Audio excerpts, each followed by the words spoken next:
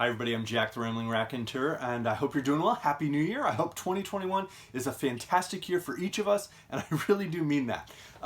So I wanted to open up with a quick video, sort of a rundown of just books I enjoyed reading in 2020.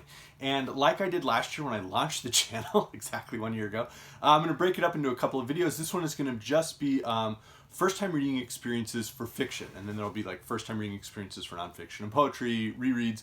I will link those videos from last year. You can see hopefully I've improved a little bit in those 12 months. So here we go. For each of these, if there's a video, I'll link it in the description box, and you can go let me know if you've read it or if you have any thoughts on it.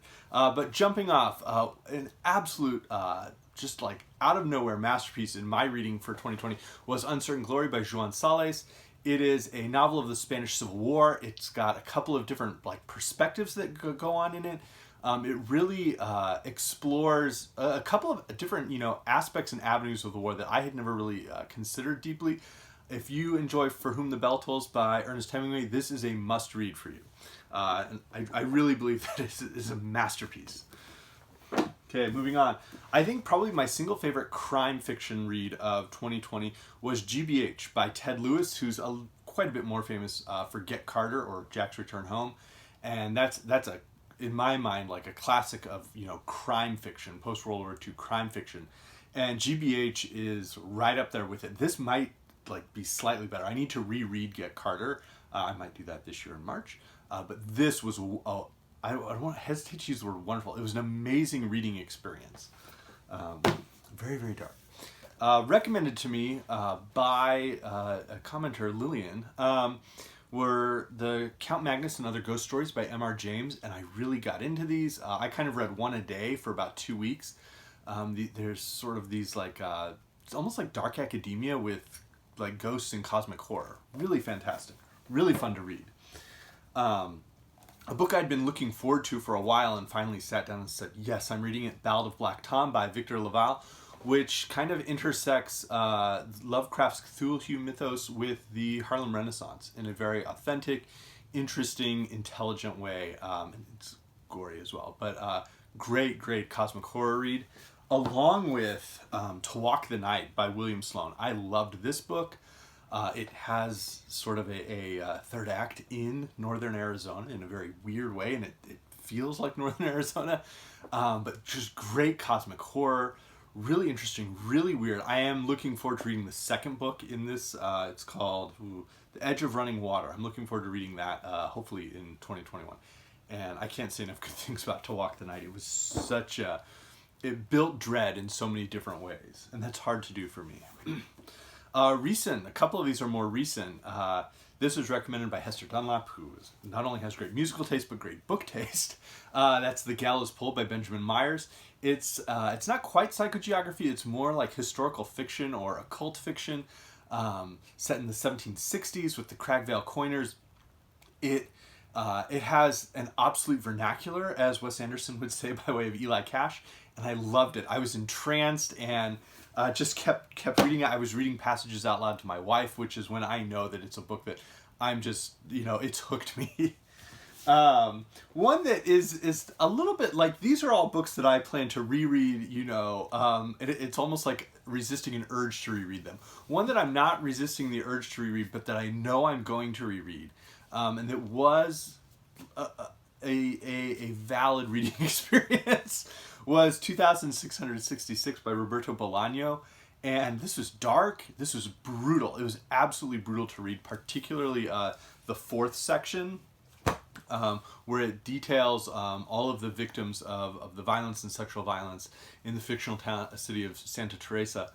And it pairs in a great way with another book that I did not post a video on yet, but it was the last book I finished in 2020, and that would be Epitaph by Mary Doria Russell.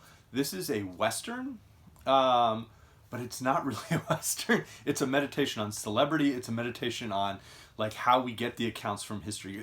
In the same way that the Hamilton musical interrogates, history in the United States and the Founding Fathers, Epitaph interrogates the Tombstone gunfight at the OK Corral with Wyatt Earp and the Clantons and the Cochise County Cowboys.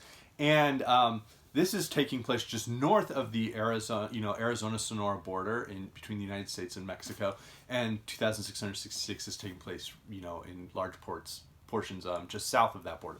And this was a masterpiece. It had a great polyphony of voices. Different characters sounded different, and that's hard to pull off in fiction. And I will be putting up a video around this. I wanted to gather some thoughts, and it's fantastic. Possibly my single favorite read, and it's hard for me to pick just one, but the one that I was just so happy as I was reading was Cersei by Madeline Miller. Of course, this is going into the Odyssey. It's going into Ovid's Metamorphoses. It's doing a lot of interesting things, and it's doing it with such a unique and humane perspective that I appreciated and just couldn't get enough of. I think my wife and I are going to read The Song of Achilles together this year as sort of our couples read. We do at least one of those every year, and we'll probably do that in June as I read Homer's The Iliad and kind of intercut those. That'll be really fun. The couple read we did do this year, and I didn't post a video on it, but I'll try to at some point. I just need to kind of figure out my thoughts or our thoughts on that. Was Claude McKay's Romance in Marseille, which I loved. This was written really in across the early 1930s as part of the end of the Harlem Renaissance, and it's set primarily in Marseille, and just has this wild cast of characters, very colorful, very interesting, just so many different cultures and individuals intersecting in what I regard as just as much fun and just as interesting as what's happening in F. Scott Fitzgerald's The Great Gatsby. So if you really enjoy that, consider giving this a shot. It's very, very different, but it has a lot, it hits a lot of interesting concepts, themes from a different perspective. And then the last one that I absolutely loved, I didn't post a video on it because there were about 3 hours worth of masterpiece videos from Jason Harrigan at the time.